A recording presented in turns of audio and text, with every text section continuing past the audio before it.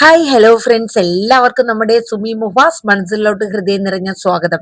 നമ്മുടെ കാറ്റത്തെ കിളിക്കൂടിനെ കുറിച്ച് നല്ല വിശേഷങ്ങൾ കേട്ടാലോ? നാളത്തെ പുതിയ വിശേഷങ്ങൾക്കായിട്ട് എല്ലാവരും കാത്തിരിക്കുന്നുണ്ടാവും അല്ലെ? നമ്മുടെ നിധിയുടെയും സുധീഷിന്റെയും പുതിയ വിശേഷങ്ങൾ എന്താണെന്ന് അറിയാൻ. അങ്ങനെ നമ്മുടെ സുഭാഷിന്റെ വിവാഹ നിശ്ചയം മുടങ്ങുകയാണ് അല്ലെ? അങ്ങനെ എല്ലാവരും സങ്കടപ്പെട്ട് ദേഷ്യപ്പെട്ട് ഒക്കെ ആയിട്ട് എല്ലാവരും കുറ്റപ്പെടുത്തുന്നത് നമ്മുടെ സുഭാഷിനെ തന്നെയാണ്. ഭാസ്കരനാണെങ്കിലും ഹരീഷ് ആണെങ്കിലും സുധീഷ് ആണെങ്കിലും എല്ലാവരും കുറ്റപ്പെടുത്തുന്നത് നമ്മുടെ സുഭാഷിനെയാണ്. കാരണം എല്ലാ കാര്യങ്ങളും ഓക്കെയാണ് എന്ന് പറഞ്ഞത്. കാരണം ഇവർക്ക് ആർക്കും ഇഷ്ടമില്ലായിരുന്നു ഈ ഒരു കല്യാണം. കാരണം ആ വീട്ടുകാരുടെ ഒരു എന്ന് വെച്ചാൽ ഒരു എല്ലാത്തിനും ഒരു വെപ്രാളപ്പെടലും ഒക്കെ ആയിരുന്നു. അപ്പൊ മൊത്തത്തില് രണ്ടാം വിവാഹവും വയസ്സും കൂടുതൽ. അപ്പൊ ആ കാരണങ്ങളാൽ തന്നെ നിധിക്കും സുധീഷിനും ഹരീഷിനും നികേഷിനും അല്ലെങ്കിൽ തന്നെ ഇഷ്ടപ്പെട്ടില്ല. ഭാസ്കരൻ അത് മുഖത്ത് നോക്കി പറയുകയും ചെയ്തു, എനിക്ക് ഈ കല്യാണത്തിനോട് താല്പര്യമില്ല, പിന്നെ നിന്റെ തലവിധി ഇതാണെങ്കിൽ പിന്നെ ഞാൻ എന്ത് പറയാനെന്ന് പറഞ്ഞുകൊണ്ടാണ് ഭാസ്കരൻ ആ നിശ്ചയത്തിലോട്ട് ഇറങ്ങിയത് അല്ലെ? അപ്പൊ ഇതെല്ലാം അറിഞ്ഞ നമ്മുടെ ലളിത ചോദിക്കുന്നതിന്റെ ഇട, സുഭാഷേ, നിനക്ക് ലോകത്ത് പെണ്ണില്ലാണ്ടാണോ ഇരിക്കണത്? ഈ രണ്ടാം കെട്ട് കാര്യത്തന്നെ കെട്ടണോന്ന് നിനക്ക് ഇത്ര നിർബന്ധമാണോ? എന്തോരം പെണ്ണുങ്ങൾ ഈ ലോകത്തുണ്ടെന്നൊക്കെ പറയണേ. ഓ, ഭാസ്കരൻ പറഞ്ഞു, അവളുടെ വർത്താനം കേട്ട് കഴിഞ്ഞാൽ സ്വന്തം മോളെ അന്ന് അവൻ കെട്ടായിരുന്നതാ, അന്നേരം അവള് കൊടുക്കൂല സുനന്ദെ. ഇപ്പൊ അവള് വലിയ ദേവവും കാണിക്കുന്നു. ദേ, നിങ്ങളെ ആവശ്യമില്ലാത്ത കാര്യങ്ങളൊന്നും പറയണ്ടെന്ന് ലളിത പറയണേ. കാരണം എന്റെ മോളെ കല്യാണവും കഴിഞ്ഞാൽ അവളിപ്പോ ഒരു കുടുംബമായിട്ട് സന്തോഷമായിട്ട് ജീവിക്കുക. അവളെ ഇതിലോട്ട് നിങ്ങൾ വലിച്ചിഴക്കണ എന്തിനാ? അപ്പോഴേക്കും സുഭാഷ് പറഞ്ഞു, അച്ഛാ ഒന്ന് മിണ്ടാതിരിക്കുക. അപ്പോഴേക്കും നമ്മുടെ സുധീഷ് പറയുന്നുണ്ട്, എന്തായാലും ആ ബ്രോക്കറെ വിളിച്ചിട്ടുണ്ട്, കൊടുക്കുന്നുണ്ട്. അയാള് പറയണേ ഇല്ല, പറഞ്ഞതുമില്ല, ഒന്ന് വിളിച്ചു പോലും അയാൾക്കൊന്നും പറയാൻ പാടില്ലായിരുന്നു, ചുമ്മാ ബാക്കിയുള്ളവരെ നാണം കെടുത്താൻ വേണ്ടി എന്നും പറഞ്ഞിട്ട് സുധീഷും കിടന്ന് ഒച്ചയെടുക്കാനായിട്ട്. പാവം സുഭാഷ് ഒന്നിനും മറുപടി പറയാനായിട്ട് പോയില്ല. അവിടെ അവിനാശ് ഇടയ്ക്കിടയ്ക്ക് സുഭാഷിന്റെ മുഖം നോക്കുന്നുണ്ട്. അവിനാശിന് വല്ലാത്തൊരു പ്രയാസമായിരുന്നു സുഭാഷിന്റെ മുഖം വാടുന്ന കണ്ടിട്ട് കേട്ടോ. അങ്ങനെ നമ്മുടെ ലളിതയും ഗംഗാധരനാണെങ്കിൽ ചുമ്മാ ഇങ്ങനെ പറഞ്ഞുകൊണ്ടിരിക്കുന്നു. എന്ത് പറയാനാ, നല്ല പറ്റിയ കുടുംബം, ആ കുടുംബത്തിന് പറ്റിയൊരു പെണ്ണ് തന്നെ കിട്ടിയത്, പറഞ്ഞിട്ട് കാര്യമില്ലല്ലോ എന്ന് പറയുന്നത്. അപ്പോഴേക്കും ഭാസ്കരൻ പറഞ്ഞു, എടാ, ഇതുപോലെയല്ല, ഇതൊക്കെ കേൾക്കാനല്ലേടാ നീ ഞങ്ങളെല്ലാരും വിളിച്ചോണ്ട് ഈ വന്നത്.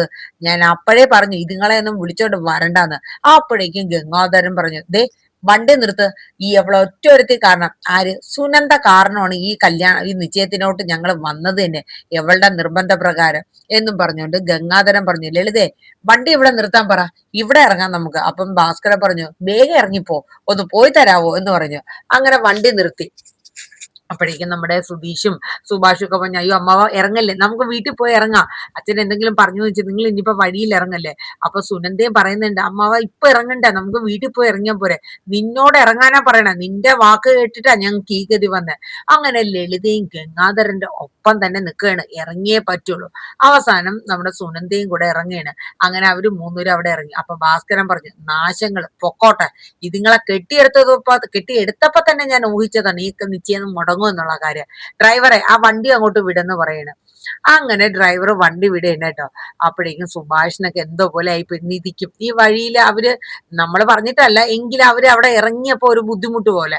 അങ്ങനെ വണ്ടി വീണ്ടും മുന്നോട്ട് പോണ സമയത്ത് ഭാസ്കരൻ പറഞ്ഞു, ഇനി ഒന്നും നോക്കേണ്ടതായിട്ടില്ല, എല്ലാ കാര്യങ്ങളും ഓക്കെയാണ് എന്നൊക്കെ പറഞ്ഞുകൊണ്ട് നീ അല്ലേടാ ഇതിലേക്ക് മുൻകൈ എടുത്ത് ഇറങ്ങിയത്. അപ്പോഴേക്കും സുധീഷ് ഹരീഷിന്റെ അടുത്ത്, എടാ, ആ ബ്രോക്കറെ നീ ഒന്ന് ഫോണിൽ വിളിച്ച്. അങ്ങനെ ഹരീഷ് വിളിക്കാനും 2 പ്രാവശ്യം വിളിച്ചു, 3 പ്രാവശ്യം വിളിച്ചിട്ട് അയാൾ ഫോൺ എടുക്കണില്ല. ഹരീഷ് പറഞ്ഞു, സുധീഷേടാ, കോൾ എടുക്കണില്ല. അപ്പോഴേക്കും അവൻ എടുക്കില്ല, ഞാൻ കാണിച്ചു കൊടുക്കണുണ്ട് ഈ സുധീഷ് ആരാണെന്ന്. അപ്പോഴേക്കും നിധി ഒരു നോട്ടം സുധീഷിനെ നോക്കിട്ടോ. കാരണം സുധീഷിന് ദേഷ്യം വന്നിട്ട് പാടില്ല, ഇത്രയും നാണം കെട്ട് മറ്റുള്ളവരുടെ മുമ്പില്.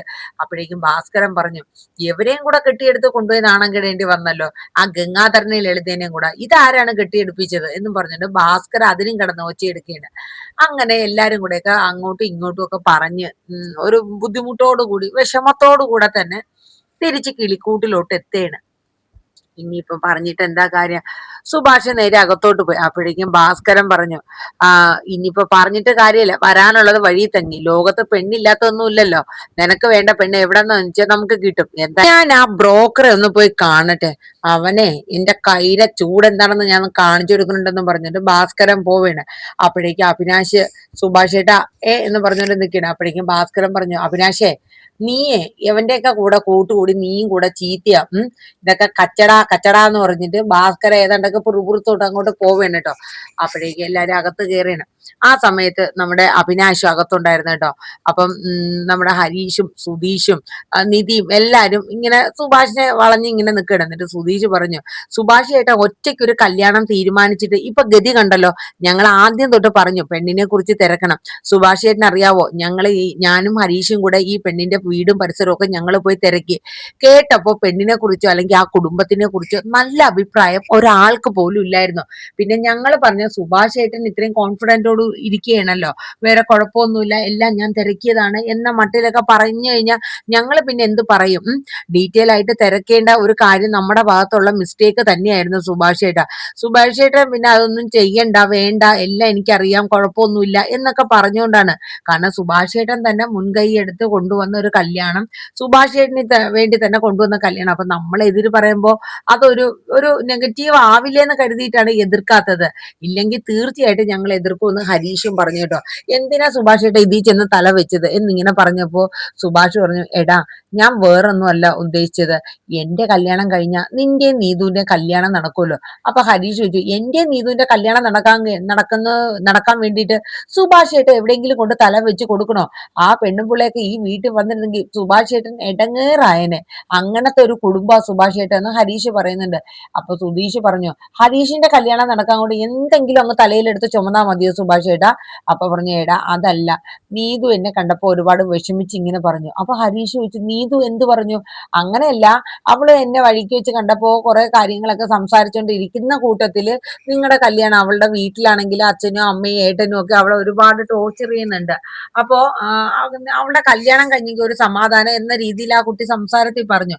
അപ്പോഴേക്കും ഹരീഷിന് കാര്യം മനസ്സിലായി, വേറൊന്നുമല്ല, ഈ നീതു എപ്പോഴോ സുഭാഷ് ചേട്ടനെ കണ്ടിട്ട് സുഭാഷ് ചേട്ടന്റെ കല്യാണം നടക്കണോന്നൊക്കെ പറഞ്ഞ് സുഭാഷ് ചേട്ടന്റെ മനസ്സിനെ എന്തോ അവള് ടോർച്ചർ ചെയ്യിപ്പിച്ചു, അത് തന്നെ കാരണം.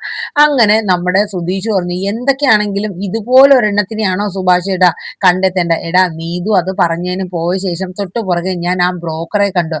അപ്പൊ അയാളുടെ കയ്യിൽ ഈ രണ്ടാം കെട്ടുകാരിയുടെ കേസാ വന്നത്.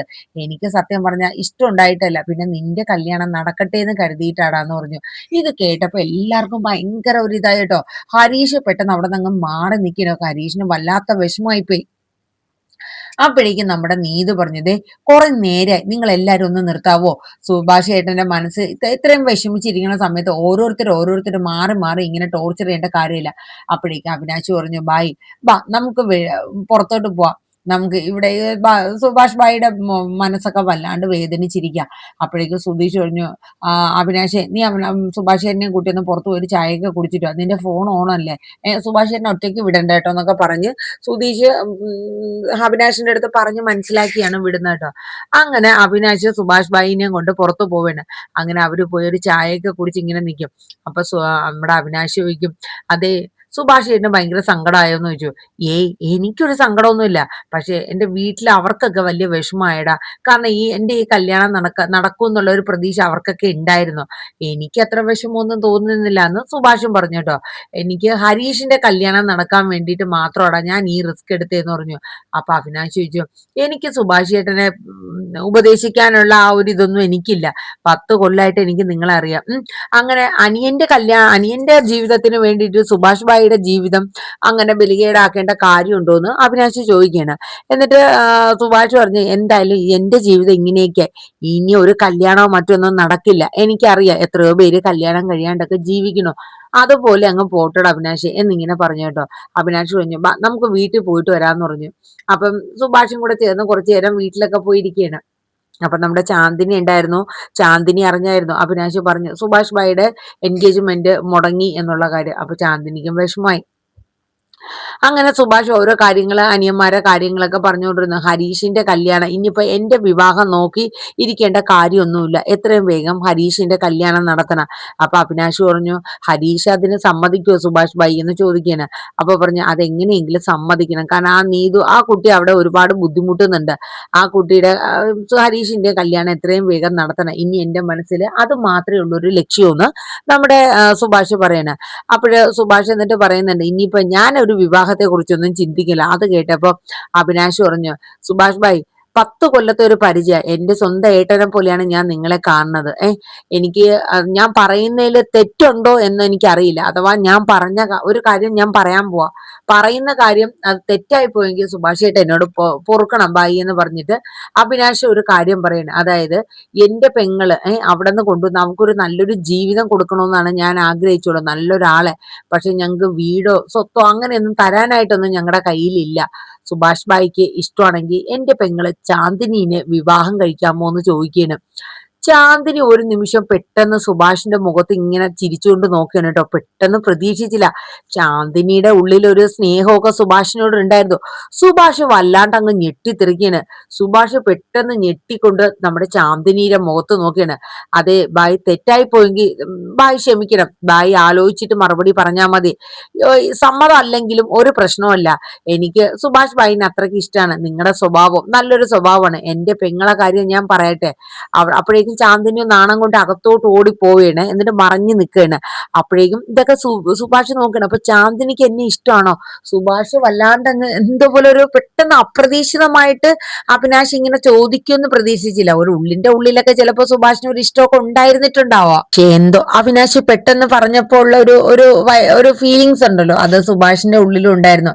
അങ്ങനെ സുഭാഷ് ചാന്ദിനീനെ ഒരു നിമിഷം നോക്കിയിട്ട് പോവാന്ന് പറഞ്ഞ് ഇറങ്ങിയാണ് കേട്ടോ. ചാന്ദിനിക്കും സുഭാഷിനെ ഒരു ഇഷ്ടമൊക്കെ ഉണ്ടായിരുന്നു. അത് ആരോടും പറഞ്ഞില്ല എന്നുള്ള ഒരു ഫീലിങ്സിലാണ് ചാന്ദിനി നിൽക്കുന്നത്. അപ്പൊ നാളത്തെ പ്രൊമോയില് ഏകദേശം ഇതൊക്കെ തന്നെയാണ് നമ്മുടെ കാറ്റത്തെ കിളിക്കൂടിൽ വരുന്നത്. അപ്പൊ നമ്മുടെ വീഡിയോസ് ഒക്കെ കേട്ട് ഇഷ്ടപ്പെട്ടു എന്നുണ്ടെങ്കിൽ ഒന്ന് ലൈക്ക് ചെയ്യാനും ഹൈപ്പ് ചെയ്യാനും മറന്നു പോലെ കേട്ടോ. സ്കിപ്പ് ചെയ്യാണ്ട് നമ്മുടെ വീഡിയോ കേൾക്കാനായിട്ട് ശ്രമിക്കണേ. നമ്മൾ രാവിലെ 6 മണിക്ക് തന്നെ നമ്മുടെ ഇവർ വിവാഹിതരായ നമ്മുടെ ഭൂമിജയുടെയും അജയുടെയും ഇന്നത്തെ വിശേഷമൊക്കെ അപ്ലോഡ് ചെയ്തിട്ടുണ്ട് കേട്ടോ. താല്പര്യമുള്ളവരൊക്കെ ഒന്ന് പോയി കാണാനായിട്ട് ശ്രമിക്കണേ. ഒപ്പം നമ്മുടെ ചാനലിനെ, നമ്മുടെ വീഡിയോസിനെ കുറിച്ച് അഭിപ്രായങ്ങളൊക്കെ ഉണ്ടെങ്കിൽ കമന്റ് ബോക്സ് രേഖപ്പെടുത്താനും മറക്കണ്ട. അപ്പൊ എല്ലാവർക്കും നല്ലൊരു ശുഭദിനം പറഞ്ഞുകൊണ്ട് നിർത്തുന്നു. Thank you. Bye bye.